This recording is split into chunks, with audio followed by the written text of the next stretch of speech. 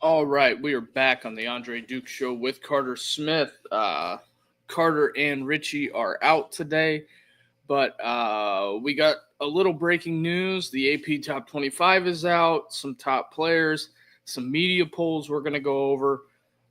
Um, just some of the things that we have in store for today. Hope everybody is doing well out there on this fine Monday, August 4th. We are getting closer to the start of college football. So, with that being said, the question of the day is going to be who's going to be the Heisman Trophy winner this year? As far as I'm concerned, I think it's a wide open field. So, with that being said, hit that like and subscribe button. And our goal for this episode is to get us to 25 likes. We'd like to see 50, but get us to 25 just for the simple fact of to see if we can do it and see if the fan base is out there for that. So, with that being said, we'll get into it now. Just some of the things with the AP poll before I throw that up. Longhorns and the Buckeyes, Ohio State, Ohio State and Texas is going to be a 1-2 matchup. Not shocked. I'm pretty sure the TV networks, the big nooner is going to like that. They're going to love that. With that being said, Derek Dooley is running for Senate in Georgia, I guess. I'm just reading down some of the stuff that's rolling in that ESPN has up. DJ Lagway returned to practice today. Matt Campbell got an extension. Stanford hires Nike CEO. Mascot power rankings. I believe we did that last week. But anyway, I'm your host, Andre Duke, with the Andre Duke Show with Carter Smith. So with that being said, Carter and Richie both out, still on vacay. All of those fine and fun things going on over the summer, but we plan on being back better than ever, getting closer to the start of the season. So let's get into it. The AP poll released today. No shock, Texas number 1, Ohio State 2, Penn State, Georgia, Notre Dame, Clemson, Oregon, Alabama, LSU, Miami, the top 10 to round it out. That is something that is, I don't think it's quite interesting, but I do find it fascinating that they threw that out there kind of like they did, just for the simple fact of I can't believe I'm not really shocked that they have Oregon that low. That's just something that's kind of par for the course. The SEC, I believe, has 9 ranked teams, but we'll get in there. Underneath, the Mountain West got 1. Boise State, several others receiving votes. Texas Tech is ranked in the top 25. Boise, I think, is just purely based off of past, last year, giving them that boost. Texas Tech had a phenomenal portal season. I think BYU slid in this poll just for the simple fact that they lost their starting quarterback.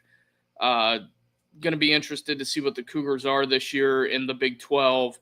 Iowa State in there, which I would have thought Iowa State would have been a little bit higher.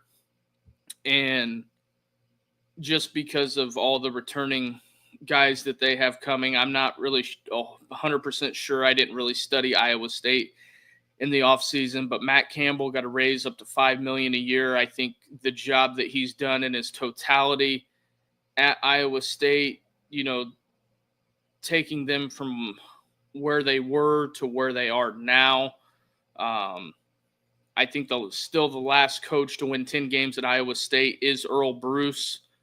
So that is something to be said there. And here we go again, the Texas A&M stuff. Do I think Texas A&M finishes in the top 25? I'm going to go out on a limb and say yes.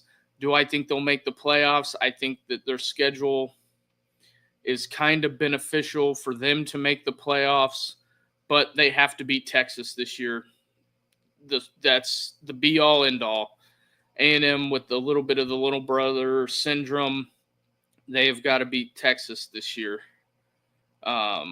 Kansas State also on here. That is something to be said for them. Avery Johnson, they kind of, I would say in their eyes last year, underachieved. They were kind of in the playoff hunt. They had a big scare against Tulane earlier in the season. I believe they dropped a tough one on the road at Iowa State in the snow. And they also dropped one to Houston, but they beat Colorado. So there's something to be said there. Avery Johnson coming back, I think that's a solid spot for them.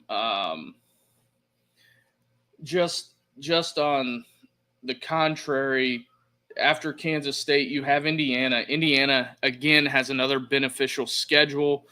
I think the Hoosiers have something. They have a good shot of anybody to, 11-1, 10-2, being a Big Ten team. That's a guarantee. I think that guarantees you in the playoffs. For whatever it's worth, that's just something that keeps it there.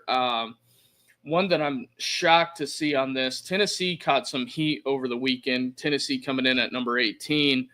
The Vols losing Nico, obviously, that is a kind of a problem, to say the least. But Nico, packs his bags, goes to UCLA.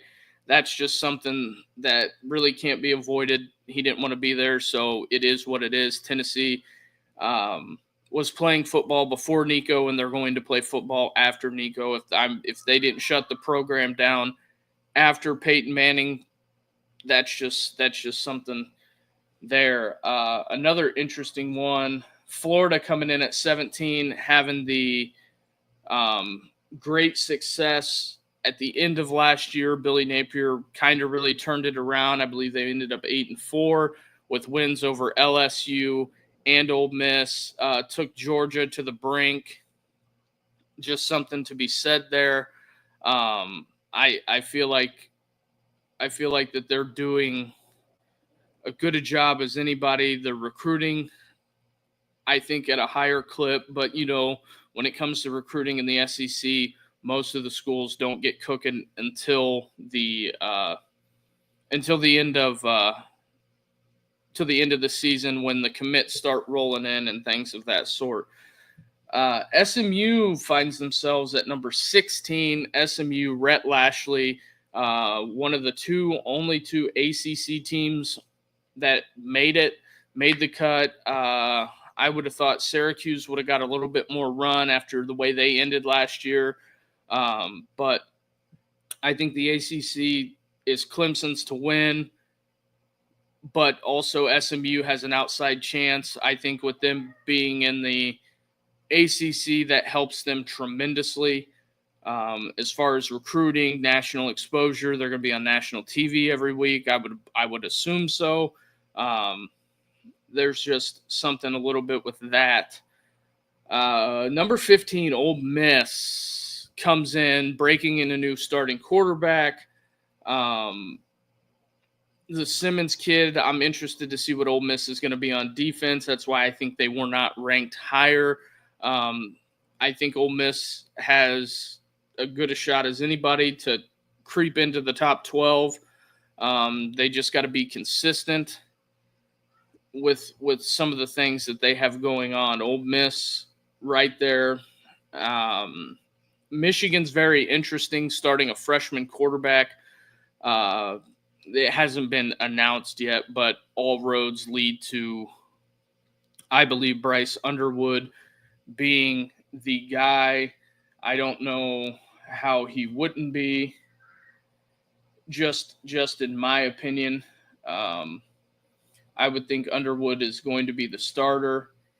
Um, I think Michigan's got a lot to prove this year. Just kind of in my opinion. Um, Sharon Moore, they had a real rough 2024 campaign. As far as the quarterback wise, I think that if they can get some of that figured out, I think they'll be okay.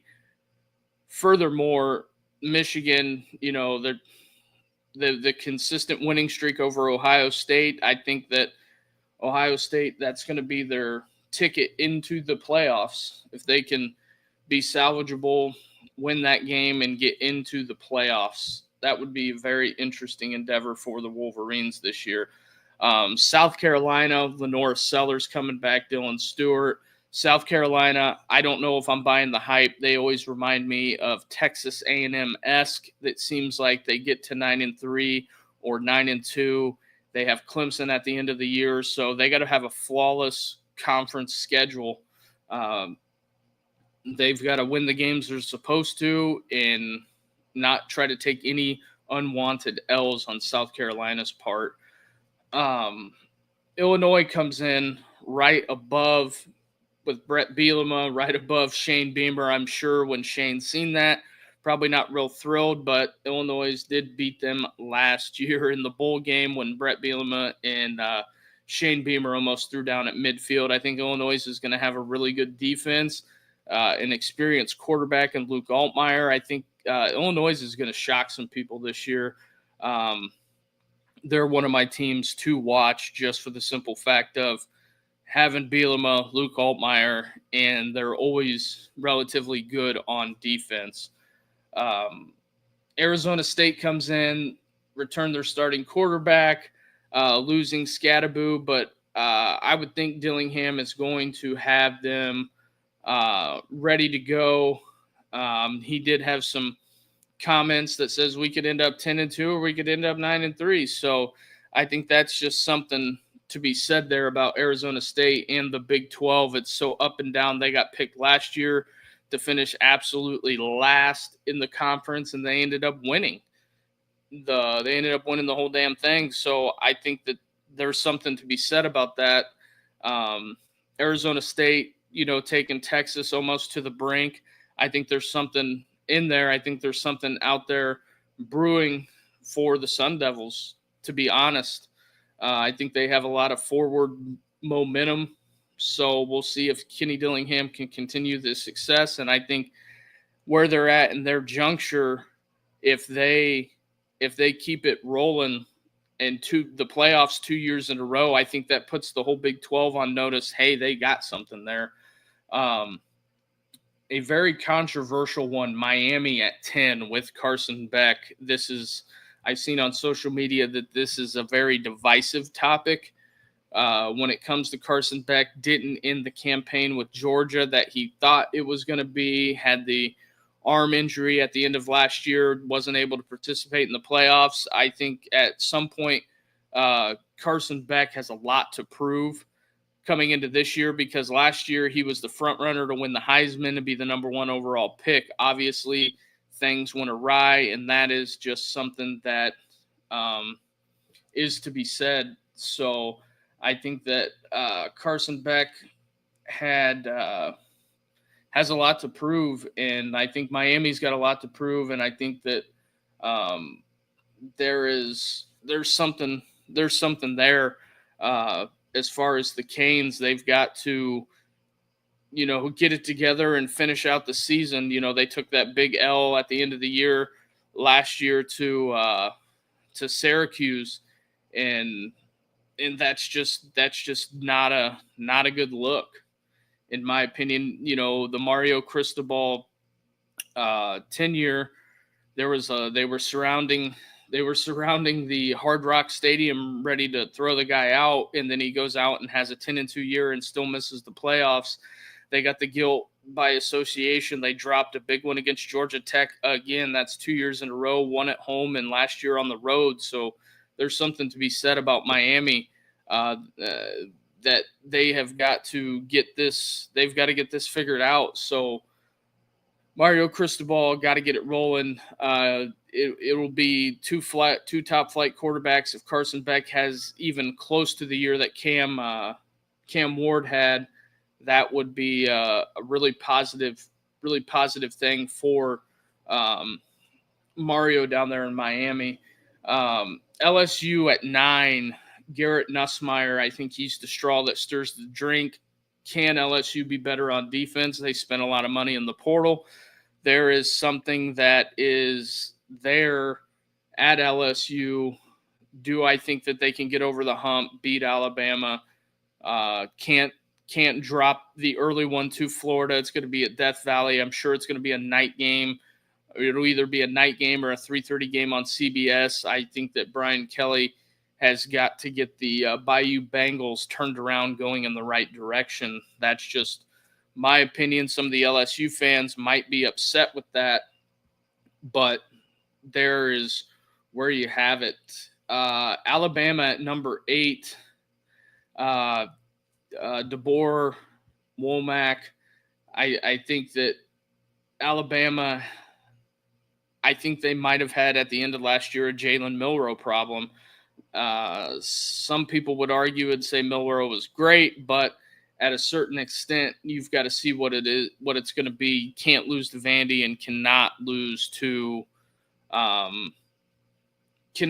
that game at Norman in the fashion that they did and did not score any points on offense.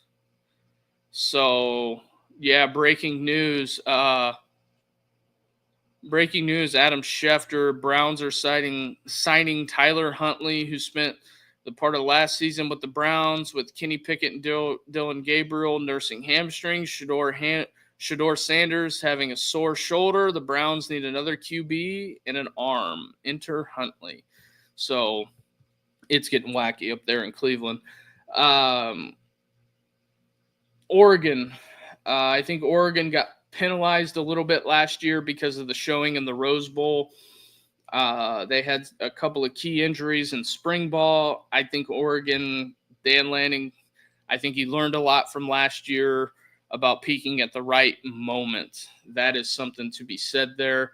I think the Ducks have a good a shot as anybody getting in the playoffs, so we will see what Oregon puts out and how big of a season Dan can have up there. And then number 6, Clemson. We're going to find out a lot about Clemson and LSU week 1. There's a lot there. And also Oregon plays Penn State early in the year. So big matchups early in the first quarter of the season. But Clemson returning a lot of guys. I think Clemson's going to be unbelievable on defense. They bring in Tom Allen. I think that is a overall positive. I think Tom will be able to right the ship there. I don't think he's going to have a ton of head coaching aspirations. I think he fits with Dabo. I think that's just something that they got good rolling down there. And we go to Notre Dame. Notre Dame probably going to be really good on defense, bringing in Chris Ash to replace Al Golden. Notre Dame is going to be consistently running the football. That is something there that I think that they've got that is going to be really good for them.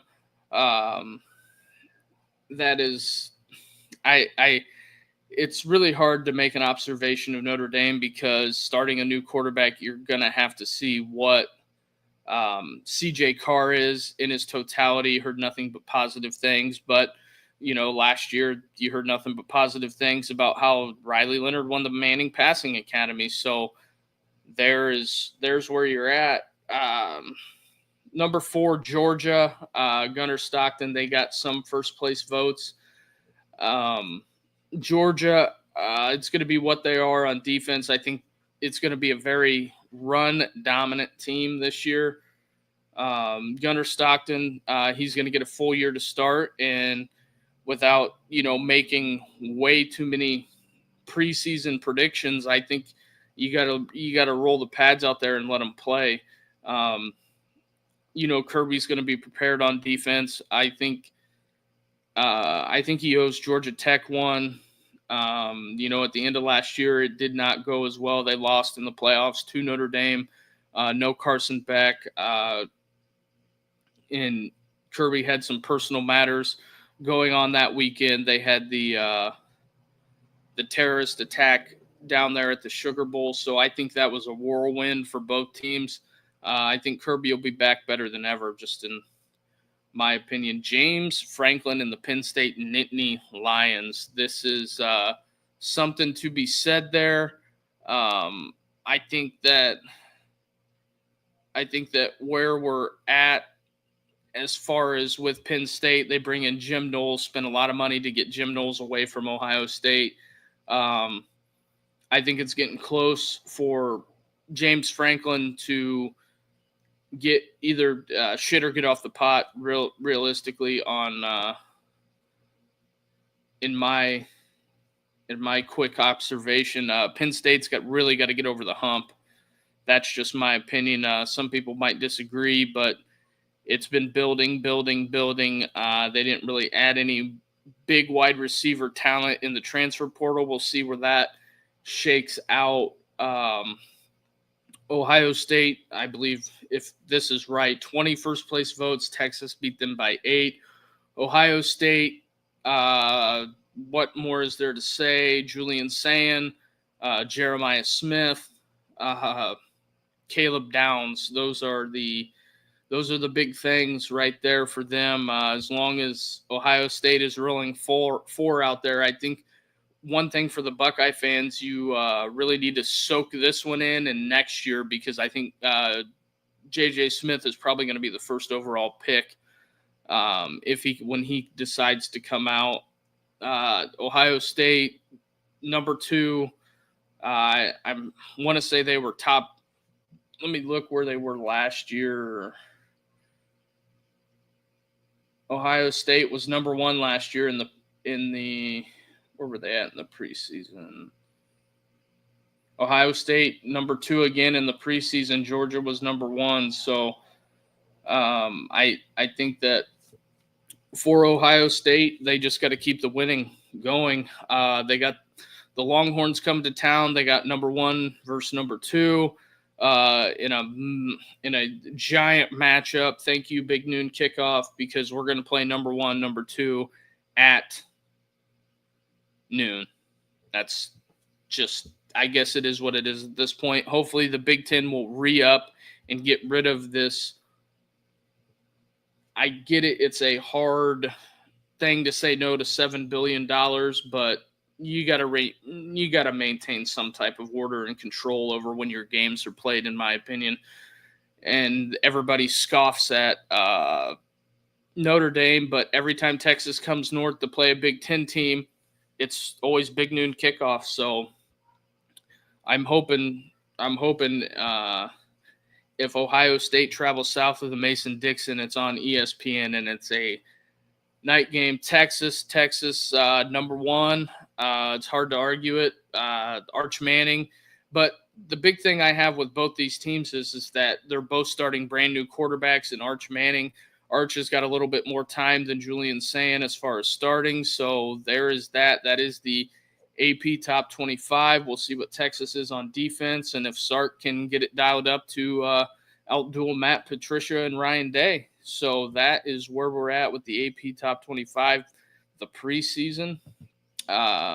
So there is that. And with that being said, if you're watching out there on Twitter, come on over to YouTube, hit that like and subscribe button and help us grow this show. We'll transition a little bit here to the top 10 players according to Fox coming back this year. As you see, Jeremiah Smith, I think he's undoubtedly the best player in college football. Caleb Downs, no argument there. Cade Klubnik, Arch Manning, you could probably flip-flop them. There's probably an argument. But the one thing I will say with the Arch Manning thing is you've seen Ryan Williams do it on a big scale. Like he had that monster game against Georgia. So we'll see. And as you see the other guys, Jeremiah Love and TJ Parker, I think is going to be outstanding. Kalen Proctor, Peter Woods, just some big time players there. And they're all outside of the Notre Dame guy. They're either all SEC or Big Ten or ACC. No G5 players there because as college football is in the transfer portal, everybody that was in the G5 is now at the P4 level. So those are some guys to look at there this upcoming season to see how well they do. I just think Jeremiah Smith is unbelievable. I don't know how you could argue that he probably won't win the Heisman. That's just something I just don't get it. We'll turn the attention a little bit to the Heisman Trophy winners by school. Here we go. USC still leads it with 8. Oklahoma, Ohio State tied with Notre Dame. So all three of those schools with 7 Heisman Trophy winners, 4 from Alabama, 3 from LSU. Auburn and Florida State and Florida, Nebraska, Michigan, Army all tied with LSU at 3 apiece. So I think that's very interesting coming into this year. We'll have to see who dominates and wins the Heisman Trophy. I would like to take a flyer possibly on either Cade Klubnik if he has the year that he is billed at, or Jeremiah Smith, although I'd love to see Caleb Downs win it, being a defensive player. Here's something to look at. If you look at the Big Ten teams returning starters, Illinois leading the way, Penn State, Michigan. Those are some of the big ones. Wisconsin returns a lot. Nebraska, Iowa, Rutgers, Northwestern. Purdue only returning 2 starters, but they dealt with a coaching change, so they probably, Barry Odom had to probably retool that whole roster. I think they brought in 35 some odd guys, maybe. Don't quote me on that, but I'm pretty sure he let a lot of guys go. That's just something there, and I've spoke at length about Mike Locksley in Maryland or at Maryland. I think that it's very interesting, but Illinois returns 9 guys on offense and 7 on defense to lead the way. Ohio State had a lot of seniors that they had to replace the same way with Oregon. USC returning a few more guys. I think there's something to be said there. Indiana's breaking in a new quarterback. Michigan State, I think, could be better than what some people think. Jonathan Smith up there in East Lansing trying to put that whole thing back together after the Mel Tucker debacle. There's a lot to be said about that. Iowa's always consistent. They'll probably be 8-5. 8-5 Iowa, and you'll know that you played Iowa that week. But Nebraska is somebody I have an eyeball on. Could they push for the playoffs? Everybody really thought last year that they could push for the playoffs. Minnesota, PJ Fleck. There was a lot of speculations that he was trying to leave, but I don't know if that is factual. But at Minnesota, if you fire PJ Fleck, who are you going to get that wants to come to Minnesota? That's all I'm saying right there. But those are the returning guys for the Big Ten teams with starters. So I think that there's something to be said there. With that, I think that there is a lot to be said about Illinois returning the most guys. I would look for Illinois and Bielema to push really hard to make the playoffs. They thought they got snubbed a little bit last year, which, I mean, you could argue that they did, because the arguments for Ole Miss and Alabama being 9-3, well, Illinois was 9-3 as well. So the Big Ten and SEC are going to be vying for the at-large spots within the tournament. We will go to now the Big Ten media poll on what they had last. This is the last. I believe this is from Media Days. The Big 12 got rid of theirs, so we've already done the ACC. Penn State being number one. No real shock there. Penn State returning a lot of guys. The addition of Jim Knowles. Ohio State too, which is really weird. The AP ranks Ohio State above Penn State, but the media picks Penn State to be number one. So I don't really have a vote. I would have put Ohio State 1, Penn State 2. And controversial, but I might have flip-flopped Oregon and Illinois. But Michigan 5, Indiana 6, Iowa 7, Nebraska, USC, Washington, Minnesota, Wisconsin. I think Michigan State will finish higher than what people think. I also think that Nebraska will be better than what people think. There's a lot of hype around USC because they're recruiting really well, got the number 1 recruiting class in the nation. So I think that there's something to be said there. Rutgers, a bit of a mystery a little bit. So we'll see where that falls out. And then we'll go over to the SEC media poll. No shock with the bottom 3 here. The Hogs, even though I got a Hogs hat on, all three of them, I think you could shake them up and it wouldn't really matter. I do think Kentucky might be on the struggle bus, but I don't know what they do with Mark Stoops. Big contract there. Jeff Levy at Mississippi State. I think it's purely resources, and in his situation, he's got to get. They got to get the NIL fundraising down to a science. That's just something to be said there. It's just what it is. With Mississippi State, I get why people would pick them last. I get why Kentucky's in there, and I get why Arkansas is in there. But the fun fact about Sam Pittman at Arkansas is if he wins 7 games, his contract automatically extends. So that is a key point. So if Arkansas wins the 7th game and you see them all celebrating, it's because Sam Pittman's coming back for another year. A lot of speculation on if he's going to retire or not, but I could see where he just lets his contract expire and hangs it up and retires. A lot of speculation on that, but I would not be shocked. Clarkley and Vanderbilt have been throwing out a lot of lofty expectations. So we'll have to see what Diego Pavia and them have planned for the year, what they can do.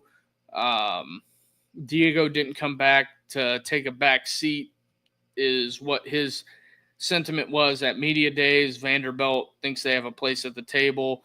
Does it translate into maybe 8 wins? Maybe not, but I think they have a fighting chance with the fighting Diego Pavias, and also Diego owns the state of Alabama. Missouri, Eli Drinkowitz. There was a lot that went into this. I think Missouri feels like they're being disrespected. I wouldn't say Missouri's being disrespected at being 12th because of the other programs ahead of them. Missouri's replacing Brady Cook this year. So I think that's something to be said. Auburn at 11, bringing in Jackson Arnold. The Tigers down there on the plains, Hugh Freeze, as AJ McCarron stated, he is facing immense pressure to win this year. Some of the other media members, like somebody that's been on that beat, I've heard speak at length about this, like Neil McCready and Chase Parham of MPW Digital and of 247 Sports on their live show, Blue Sky Live. I don't have the direct quote of what Neil said, but it was to the effect of, I'm paraphrasing here, that the Auburn folks are not going to put up with another 6-6 or 7-5 year. Hugh's basically got to make the playoffs, or it's playoffs or bust for Hugh Freeze. And you go to the number 10 team, I think it's the same way for Oklahoma. I think Oklahoma, bringing in the kid from Washington State along with his OC, Oklahoma's got to have a better showing on offense than what they have been putting out there. That is something that Oklahoma needs to do, and I also think that it's kind of like the James Franklin thing and the Hugh Freeze and Brett Venables. It's kind of shit or get off the pot, but I don't think Penn State is yet to make a move if their season does not pan out like they want to. I think in Norman they need a winner. I think Oklahoma came to the SEC to compete. They thought Brent Venables was going to be the guy, but he made some drastic moves that, getting rid of, Jackson Arnold hopping in the portal and leaving and starting and benching. So he had an offense problem. Oklahoma did beat Alabama last year, so let's not shy away from that. Tennessee, the Vols, Heupel is going to a wide range. I think Tennessee is kind of one of those programs that's a quarterback away. Bad taste in the mouth last year after the debacle that was at the Horseshoe. That is something that is a tough pill to swallow because they absolutely got boat raced. And then Nico leaves. So it's been really tough on the Tennessee fan base. I think this is not a throwaway year. We'll see how competitive Tennessee is. Their schedule's not the easiest when you're playing, Florida, Georgia, and Alabama every year. So that makes it a really high standard, really tough on Josh Heupel this year. To get to the other half, the upper echelon, as you would say, the top 8, a lot of people buying stock, in Texas A&M this year. I feel like Texas A&M every year has this swell of hype that they need to get over the hump, and it seems like it never comes. I think what Mike Elko did in year 1 was leaps and bounds better than what they were with Jimbo Fisher. I think when it comes down to it, push comes to shove, Elko's got to get it done, because I think a 9-3 year, they might light the pilot on the hot seat. That's just how Texas A&M is. They probably have more resources in the SEC than anybody, if I'm being honest. Maybe Texas right there, but I think that's just something to be said there.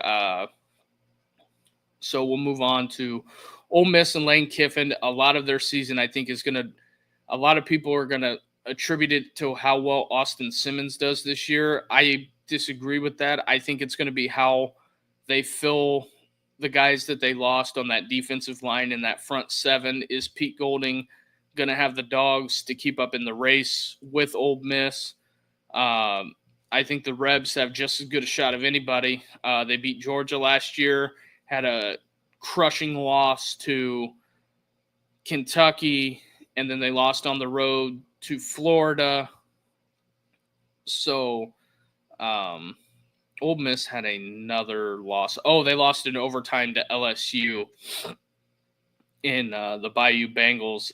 The overtime game was it was what it was. The Kentucky game was really hard to be inexcusable, but that's kind of is what it is. So we'll move on. Florida getting a lot of love this year.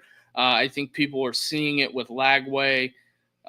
Is he healthy to start the year? Because if DJ Lagway's healthy, Florida's got a puncher's chance as anybody.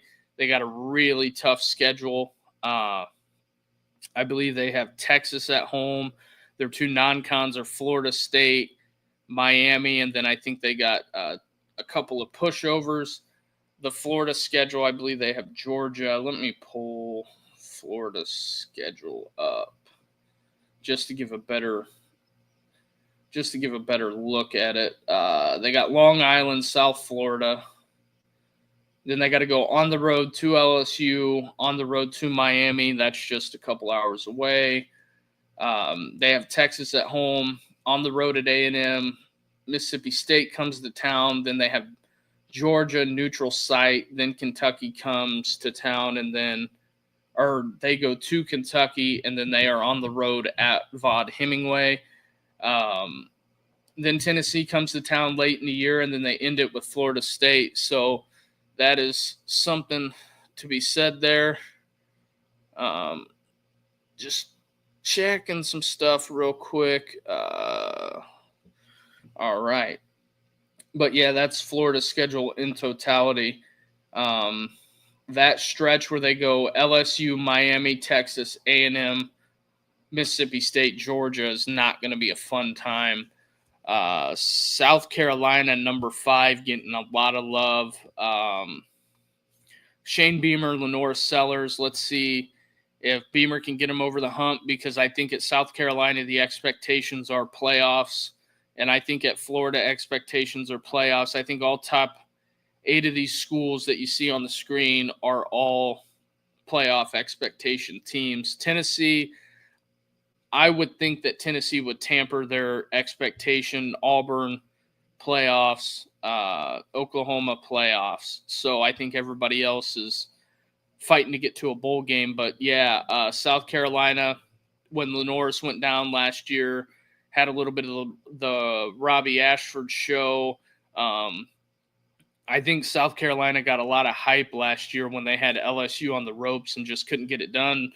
But they ended up beating Clemson at the end of the year. But I think if you look at that LSU game for South Carolina, if they get that done, I think they get in the playoffs, because they end up 10-2, and I think they bump SMU out. So then we go to LSU. A lot of hype. I think there's a lot of hype, a lot of pressure on Brian Kelly to see if they can get this thing done. LSU, looking at it, like I said, with Nussmeier, Brian Kelly cannot have any letdown losses like the Florida game. He's got to avoid a game that he should win, that we know he should win, and they were winning the A&M game, and the Reed kid just goes crazy in that game. LSU gave up 40-some-odd points, and they end up losing that. And then the Alabama game, that was a tough one to watch for the LSU fans. So there's where that's at. Alabama, there is no way around it. I think they want to make the playoffs. I think it would help DeBoer a lot in the process of replacing Saban if he can return the program to dominance. We'll roll down Alabama's schedule. They got Florida State on the road. Then they have Louisiana Monroe coming home. Their athletic director, I believe, stepped down today, or there's a transition thing in progress. And then Wisconsin comes to town. Then they go to Georgia at the end of September. They got the Dogs, and Georgia, I believe, has not lost a home game in 6 years. So death taxes, and is it going to be Alabama beats Georgia again? And then they have a redemption game I think this game is circled on their schedule. Vanderbilt, then they got to go on the road at Mizzou. Tennessee comes to town, then they got to go on the road at South Carolina. And that South Carolina game was kind of one of those things that Alabama kind of let them back in. And I'm not necessarily blaming DeBoer on that end of it. So they just got to play. South Carolina, I believe, only lost by 2. So, and then they have LSU coming to town. That's definitely going to be a night game at Bryant-Denny. Then Oklahoma comes to town, Eastern Illinois, and then they got to go to the Plains to play the Iron Bowl this year. So that is one thing that I think that they are going to try to right some wrongs there on the Alabama side of things. So that's where we're at with Alabama. Georgia, they beat Texas last year. Apparently, because of the emergence of Arch Manning, Texas is better than Georgia. It's just going to make it a real interesting situation. We'll roll down Georgia's schedule real quick. They got started off with Marshall Austin P, and then they go on the road at 3:30 to Neyland, and then they got Alabama at home, followed up with Kentucky. They're on the road at the Plains in Auburn. They got Ole Miss, Florida, Mississippi State, Texas, Charlotte, Georgia Tech is the schedule for Georgia. So I think that with all that being said, I think that Kirby's going to have them ready to roll. Texas, they got probably the biggest regular season game of week 1 this year. They take on Ohio State, and then it gets a little on the road, and then it gets a little wonky for a few weeks for Texas. You go San Jose State, UTEP, Sam Houston, and then you go on the road to Florida. Then you have the Red River rivalry, and then you go on the road to Kentucky, on the road again to Mississippi State. Then Vandy comes to town, and then you got to go on the road to Georgia. And I hate to be this guy, but Arkansas comes to town, and then A&M comes to town. So Texas has a potential spot.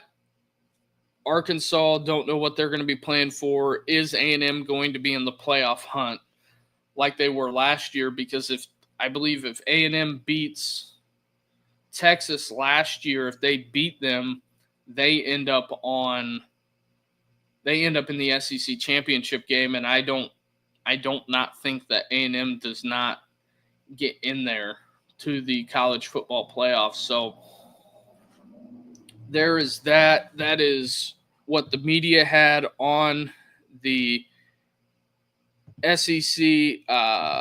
Just curious on what your guys' thoughts are out there. If you have any questions, drop them in the chat.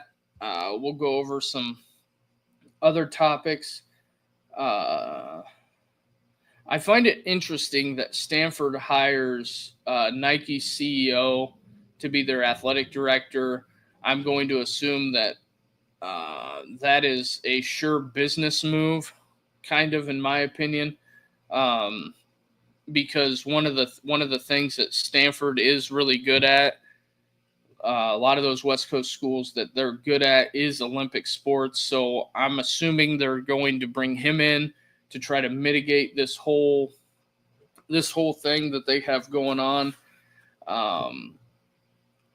But Hartwell at Louisiana Monroe steps down.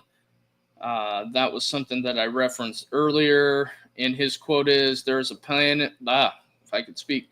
"There is a plan in place. We will be making the plan known as soon as the logistics are finalized," she added. So that is something that's interesting. I think a lot of the group of 5 folks, or not, yeah, the group of, well, it's kind of the group of 6 if you want to add the whatever the Pac-12 is with all the state schools. That's just something to be in there. And the college football mascot power rankings, I already did that. Just going over some old notes need to take out of here. But Iowa State extends Matt Campbell. They finalized the extension through 2032, so they've locked up Matt Campbell. But I think it's more one of those things when it comes to Matt Campbell, it is their back-end compensation in case a bigger program comes to pluck him. I think that is kind of what they did in I'm trying to get this through. Matt Campbell will earn $5 million in total compensation, according to the contract obtained by ESPN on Friday. 3-time Big 12 Coach of the Year took a discount deal, sources say. But the big thing for Matt Campbell that he did was they'll allocate an additional $1 million for rev share funds, and he's getting a bigger staff pool, which I think that's really huge to throw in there, because that is very important for his all of his assistant coaches and everybody that is rolling into the season with Iowa State. I think that that's really big. I did see Dabo Swinney and Bill Belichick kind of like interviewed each other. Haven't watched that yet, but I find that interesting that they're really leaning into this Dabo and Bill Belichick thing. I think they're going to try to create some rivalry like they've tried to do with LSU. Speaking of that, I want to look at the LSU schedule just because they have LSU doesn't really – they have a bunch of rivals, but they don't have a definitive game for rivalry weekend.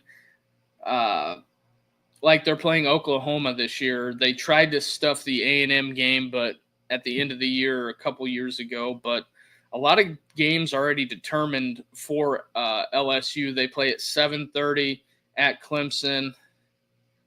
They're playing Tech, and then they have another 7:30 when Florida comes to town, and then Southeast Louisiana is a 7:30 game. I'm going to imagine the Ole Miss game will probably be a 7:30 game for them. I'm also going to go out on a limb and say South Carolina will probably be 3:30, but if South Carolina is still ranked by that time, that'll probably be a night game. On the road at Vanderbilt, maybe a nooner, but I doubt it. I bet that'll be at 3:30. A&M will be a night game. Alabama will be a night game.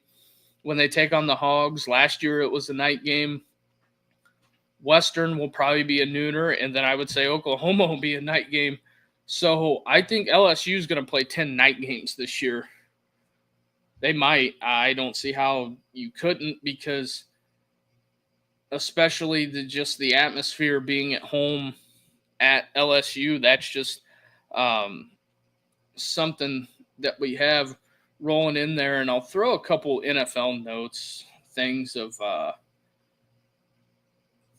subsequence. I've been seeing a lot of reactions to the Micah Parsons stuff. That'd be interesting if Dallas trades him.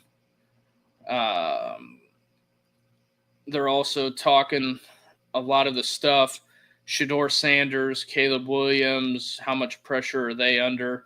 So that is kind of where we're at. That is something to be said there, but they had some other things, and they're talking Miami. How much do you throw in there? Throw in there about Miami. Mario Cristobal is 22-16 with his time at Miami. They're calling them a investment tier. Brian Kelly, 29-11. He's on the investment tier for ESPN. Brent Venables, 22-17, investment tier. Texas Tech getting a lot of run this year. I'll be interested to see how good Texas Tech is this year. Notre Dame tried to pluck their GM, didn't work. When Notre Dame lost theirs, he stayed at Tech. Thing with Tech is the last time they won the ball was 1994. Did not know that. Last time Florida, Billy Napier is 19-19. Last time Florida won the SEC was in 2008, and I believe Urban Meyer was the coach, because that following year they lost to Alabama, I do believe. Lincoln Riley on this investment tier. He is 26-14 at USC. Last conference title was in 2017, but they are now in the Big Ten. Here is the championship or bust here. Penn State. James Franklin is 101-42. That is rough. So Franklin is in there.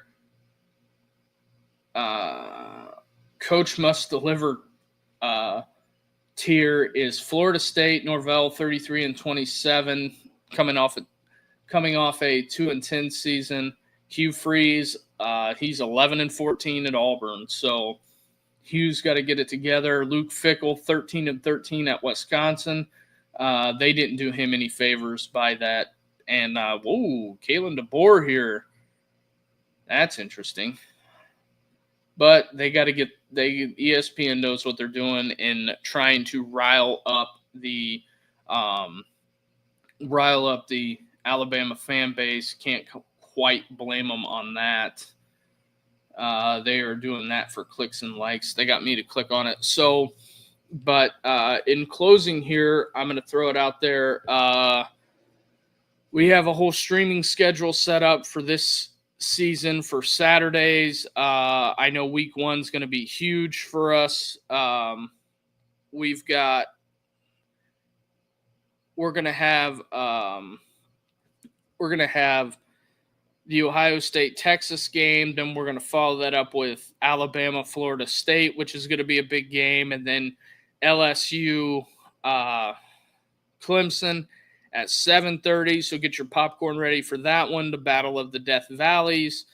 Thomas Castellanos on the Florida State side of things, talking about how they don't have Nick Saban anymore. But let me introduce you to my friend Kane Womack.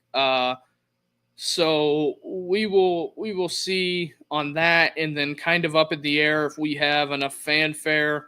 I might start a late night Big Ten After Dark doubleheader stream. We're going to have that rolling. Week 1 is going to be an absolute banger, and on the Saturdays we're going to do a little post-game show on top of that stream. We'll have all kinds of content rolling out. Carter and Richie will probably be back maybe next week or the following. Those guys are out on vacation, shoring up things on their end so we can have a action-packed season of content, because we hit it really hard at the end of last season. I think we ended up with 60 streams in kind of 2 months, with February being a short month. So we put a lot of content out, took some significant time off so we can get the batteries recharged and things rolling for the upcoming season to deliver you guys something that all of you that tune in to watch. But the like goal for this video is 25. Let's try to get to 25 likes and hit that like and subscribe button and help us grow this thing. And also, if anybody is wondering about the hats, I'm trying to roll out a new hat and gear every episode. We have a rotation down. We will see how that falls and how the hat game is doing. Last week it was Georgia. This week it is the Razorbacks calling the Hogs. So with that being said, hit the like and subscribe button, and I I guess the question I have, or the poll I have for the comments, who's going to win the Heisman Trophy? If you've made it to the end of the video, drop a comment. We're interested to see who you guys out there think is going to win the Heisman Trophy. But with that being said, have a great Monday night, and everybody stay safe out there, and we'll see you back here again tomorrow.